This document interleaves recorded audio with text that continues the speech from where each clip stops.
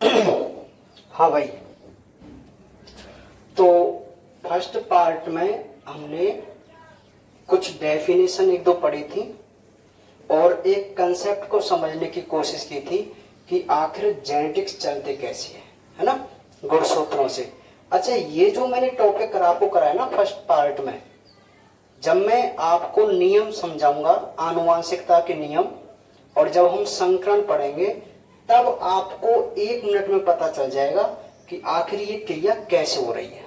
ठीक है, तो इसलिए मैंने आपको बेसिक कराया था।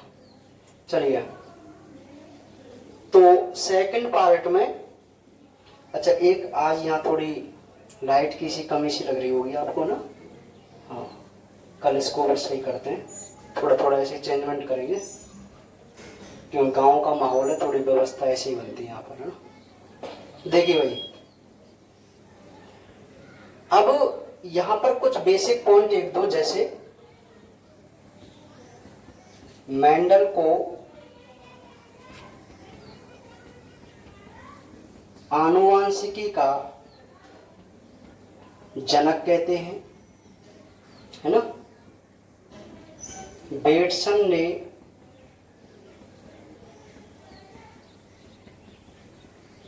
आनुवांशिकी शब्द का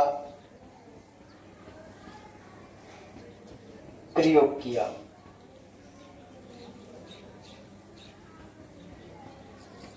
मेंडल के नियमों की पुनः खोज करता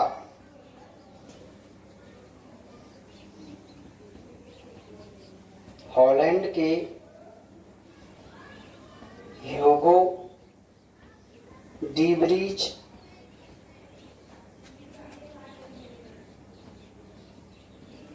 जर्मनी के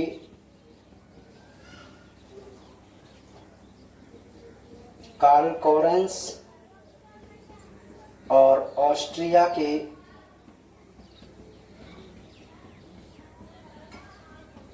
एरिक वॉन सैरमेक। ठीक है, तो 2-3 पॉइंट आप और समझने की कोशिश कीजिए कि भाई ये तो कई बार पूछ लिया जाता है कि फादर ऑफ जेनेटिक्स कौन है, आनुवांशिकी के जनक कौन है।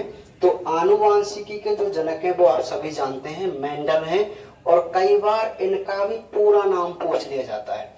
तो Gregor John Mendel, Gregor John Mendel जो ऑस्ट्रिया के ही निवासी थे।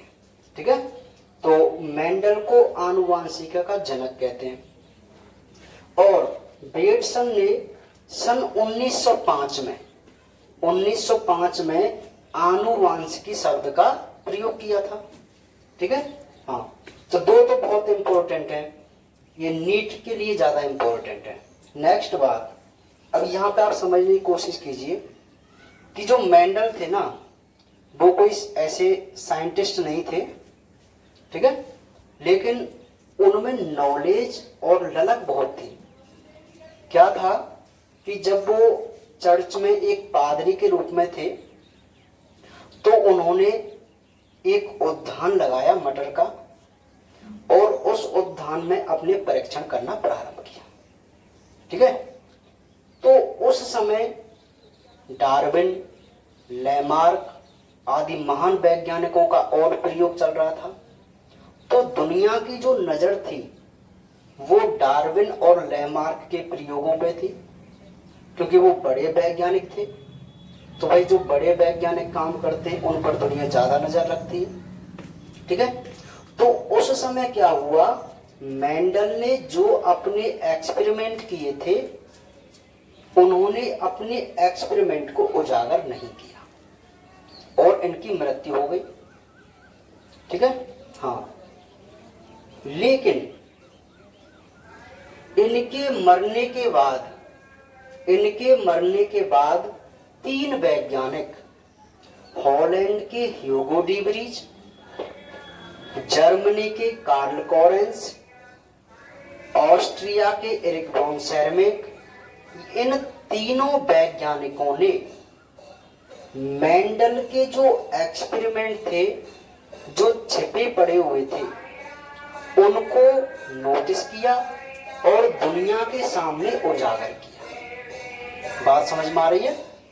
ये जो तीनों वैज्ञानिक थे, इन तीनों ने क्या किया कि मेंडल के जो ओल्ड एक्सपेरिमेंट थे जिनको दुनिया नहीं जानती थी, उन सभी को इन्होंने उजागर किया। ठीक है? हाँ, तो जैसे ही इनको उजागर किया गया तो तब मेंडल के 3 नियम बनाए गए। मेंडल के 3 नियम बनाए गए जिनके हम आगे अध्ययन करेंगे। ठीक है? तो आप इतना याद रखिए, कई बार वो हमसे क्वेश्चन पूछ लेता है कि मेंडल के नियमों की पुनर्खोजकर्ता कौन कौन है। तो आपको 3 वैज्ञानिकों का नाम याद रखना है, वो भी देश के अकॉर्डिंग ना, उनकी कंट्री के अकॉर्डिंग। हॉलैंड के ह्यूगो ड्यूबरीज थे, जर्मनी के कार्ल कोरेंस थे और ऑस्ट्रिया के एरिक वॉन शेरमैक। ये तीनों ऐसे वैज्ञानिक थे जिन्होंने मेंडल के नियमों की पुनर्खोज की थी। बात समझ में आ रही है? तो ये हमारे और 2-3 पॉइंट हैं। ठीक है? अब हमारा नेक्स्ट क्वेश्चन, जो कि कई बार एग्जाम में आता है और आपसे पूछा भी जाएगा, इनका जो जन्म परिचय है वो आप नोट्सों में से पढ़ सकते हैं, उसको समझाने की ऐसी कोई बात नहीं है। ठीक है? उसमें तो आपको पढ़ना ही है, समझाने वाली कोई ऐसी बात है ही नहीं उसमें। अच्छा, अब मोस्ट वन जो क्वेश्चन बनता है वो बनता है मटर के पादप का चयन। बहुत इंपॉर्टेंट क्वेश्चन। कई बार वो आपसे पूछता है कि आखिर मेंडल ने अपने एक्सपेरिमेंट के लिए, एक्सपेरिमेंट के लिए मटर के प्लांट का ही सिलेक्शन क्यों किया? बहुत इंपॉर्टेंट क्वेश्चन है। ठीक है? याद रखना, पूछा जाएगा एग्जाम में कि आखिर मेंडल ने मटर के पादप का ही सिलेक्शन क्यों किया। तो इसकी कुछ विशेषताएं होंगी तभी तो इसका चयन किया था। तो हम कुछ कारण देख लेते हैं। सबसे नंबर 1, इसे आसानी से छोटे उद्यान में उगाया जा सकता है। नेक्स्ट, इसका जीवन काल अल्प होता है, अतः कम समय में कई पीढ़ियों का अध्ययन संभव है। इसके पुष्प द्विलिंगी होते हैं, जिससे इसमें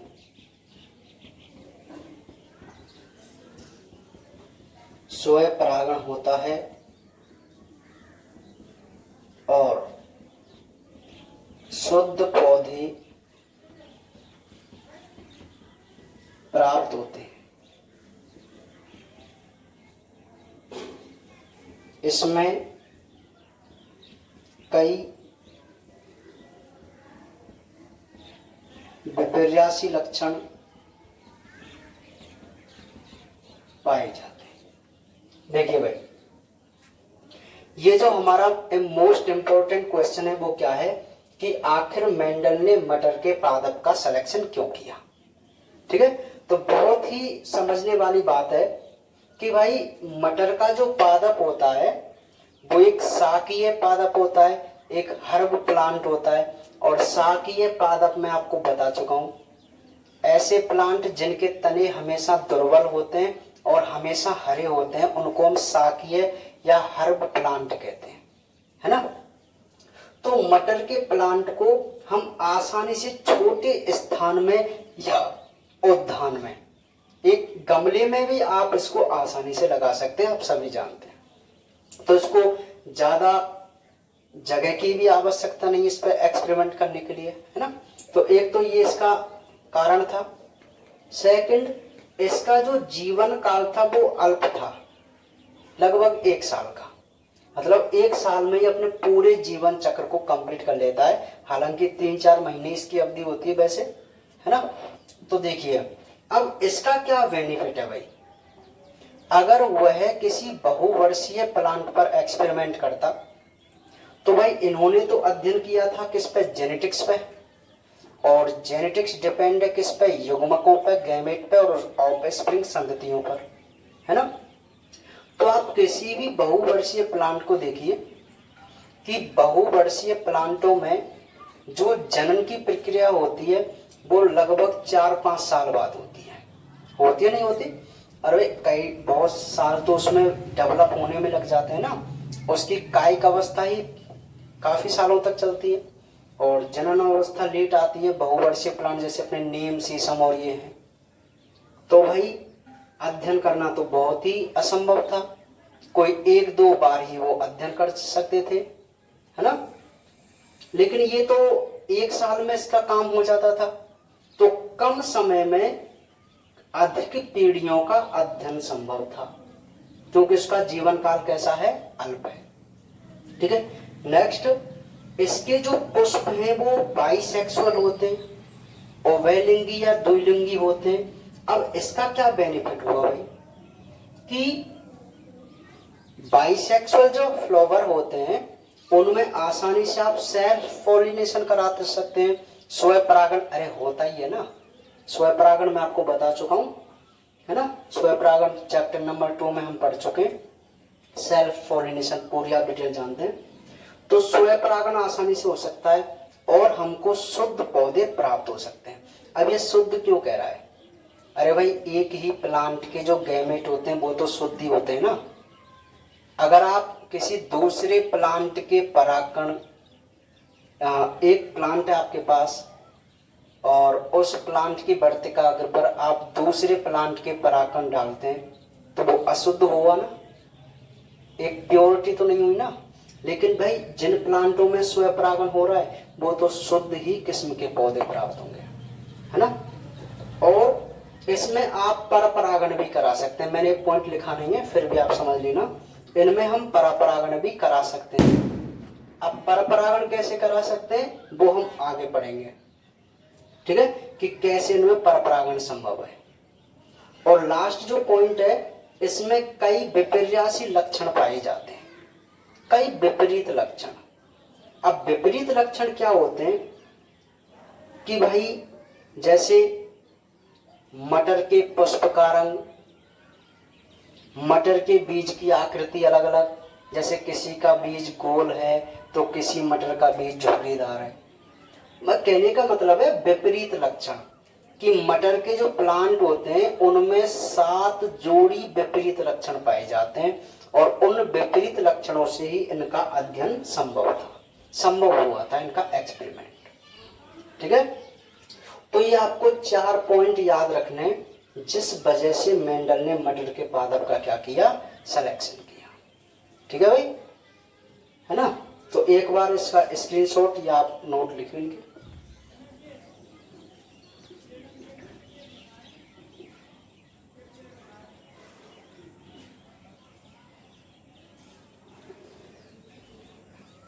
बात समझ में आ गई? ठीक है। तो आज केवल हम इतना ही पढ़ेंगे। शॉर्ट है, बहुत ही इंपॉर्टेंट है, समझने में भी टाइम कम लगेगा और आराम से इसको याद भी कर सकते हैं, है ना। तो ये हमारा एक मुख्य क्वेश्चन था और कुछ हमने यहाँ पर बेसिक पॉइंट के बारे में भी बात की। ठीक है। अगले लेक्चर में हम संकरण तकनीक, विपरीत लक्षण और नियमों के बारे में बात करेंगे। ठीक है।